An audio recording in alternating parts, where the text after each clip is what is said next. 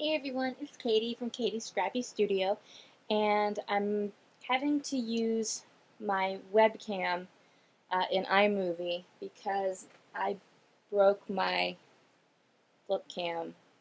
The USB thing came off, and I have absolutely no money, not enough money to replace it.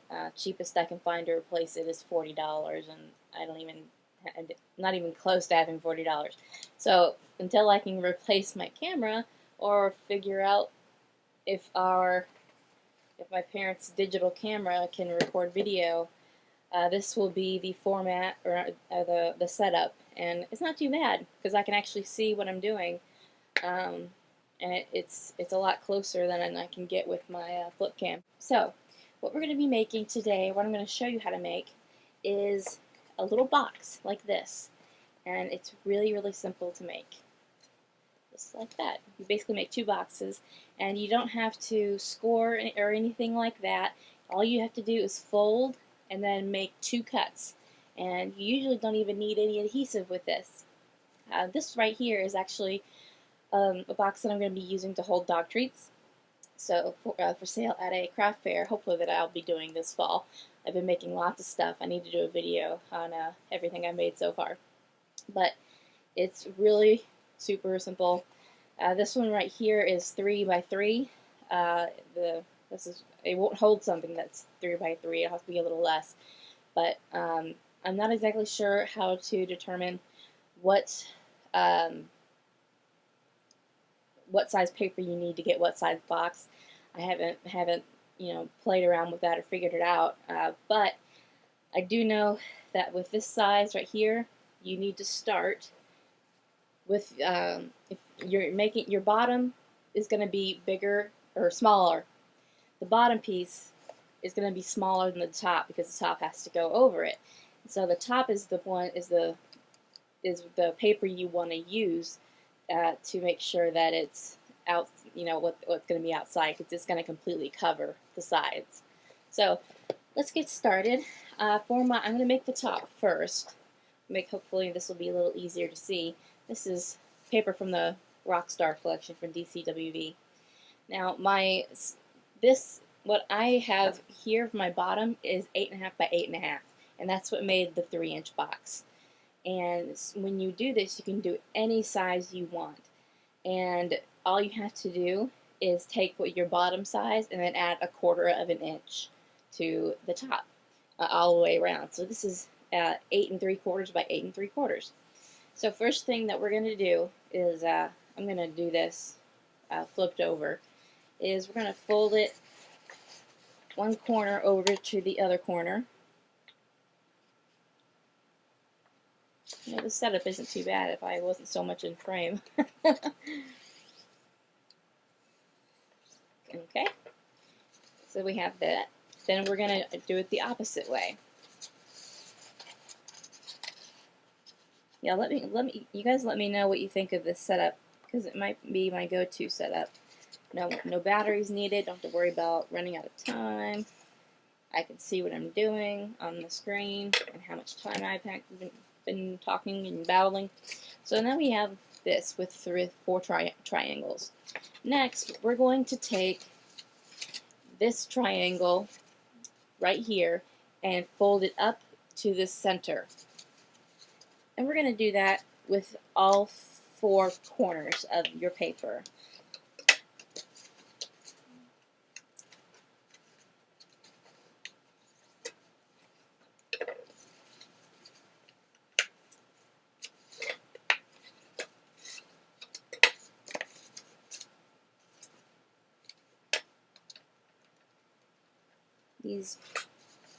These boxes make great little gift boxes, so it's really fun. Okay, so now we have what looks like this. Next step is we're going to take a point and we're going to fold it up to this middle line. Or actually, we're going to fold it to the farthest up top. So we're going to go up all the way up to where this triangle starts. And again, we're going to do that with all 4 corners.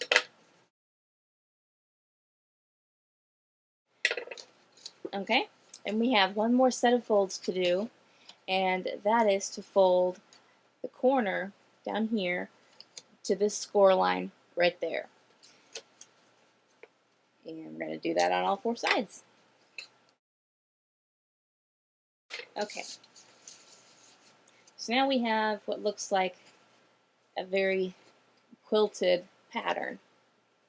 And if you notice, in the middle there is a square of 4 boxes, and it's right in the center. We've got one here, here, here, and here, right there. So what we're actually going to do is we are going to draw a line. You don't have to draw the line. I'm drawing the line so that you guys can actually see what I'm doing. This is the bottom of the box right here. Now I'm going to draw a line indicating where we're going to cut. Only the vertical line. Do not cut this line. So you're going to make a cut there. And then on the opposite side, we're going to do the same thing. And again, you do not need to draw the lines. They're not necessary. I'm just doing that to highlight. And again, I am not cutting across here. That was just to show you where the triangle or the rectangles or squares were.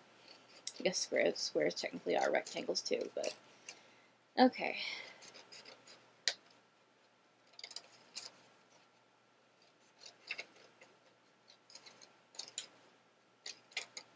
Alright, now this next part is pretty easy, but I'm going to try and explain it the best I can. So we've got this flap here, like that. We're going to fold it up to this first score line, and then you'll see that there is a score line right here. We're going to fold over that score line right there. So we're going to fold it over. And then we have this other score line right there, and when we try to fold this down, it's going to be in the way. But what we're going to do is just fold it down like that, so that it's facing inward on your square in the middle. So I'm going to do that on the other side. Fold it up all the way, fold it down to the middle, and then fold that little triangle. And once this gets done, a lot of time you won't need glue, but most of the time I actually do use glue just to keep things from slipping out of place. And so then we're going to take these 2 sides here. Sorry, you couldn't see that at all. So we're going to take these 2 sides here like that and fold them over. And then we're going to take this piece, and our first fold line that we made is going to reach the top right here. And then we're going to fold it over, and just like with the other sides, it's going to fold over with that triangle setting inward. And so I'm going to do the same thing on this side.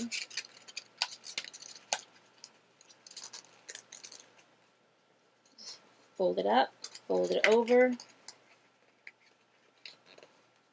fold the triangle down. And this paper is a lot thicker than what the paper I normally use. And what I like to do is take a bone folder, and I cannot believe I'm doing this left-handed. This is crazy. Yeah, so I just like to do this and to make my corners or my creases on the inside really nice and crisp as well. It's taking me longer because I'm doing it left-handed. I think I've got them all. And I'm actually going to go ahead and glue these down because I don't want them to come apart. But the video I learned to do this from, and the reason I'm posting this video, even though there's one out there, is because I couldn't find this video on Etsy, or not Etsy, gosh, on YouTube, but it was a video made by Etsy to help. It was just a fun video that they did, and I haven't seen any other videos like it, so I thought, why not? Give it a try. And for some reason, usually these pieces will not overlap, or will overlap like that. You won't have that white space. I have no idea what I did to make it do that. I think maybe it just has something to do with the thickness of the paper. I'm not entirely sure.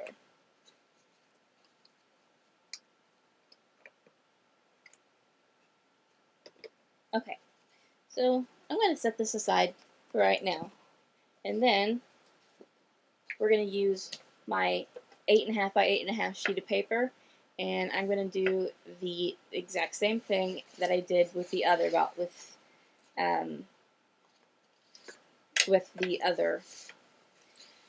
the other piece, the top. This is my bottom right here. So I'm gonna speed it up from here on until I finish this one, and enjoy the music.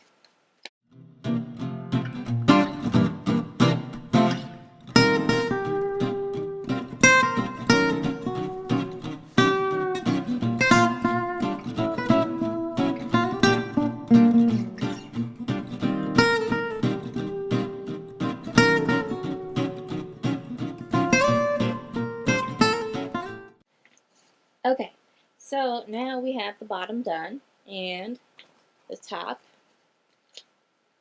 just like this, will fit right over it. And voila, you've got your little box. So you can do this as 12 by 12 paper. You would need to make sure that your 12 by 12 is your top, and then your bottom would be 11 3/4 by 11, or would be, yeah, 11 3/4 by 11 3/4. So I hope this was helpful, and I hope this was easy to understand. I've been trying to do better with my tutorials, but thank you for any feedback and for any comments. You guys are awesome, and I will be back soon with another video. Bye, everyone.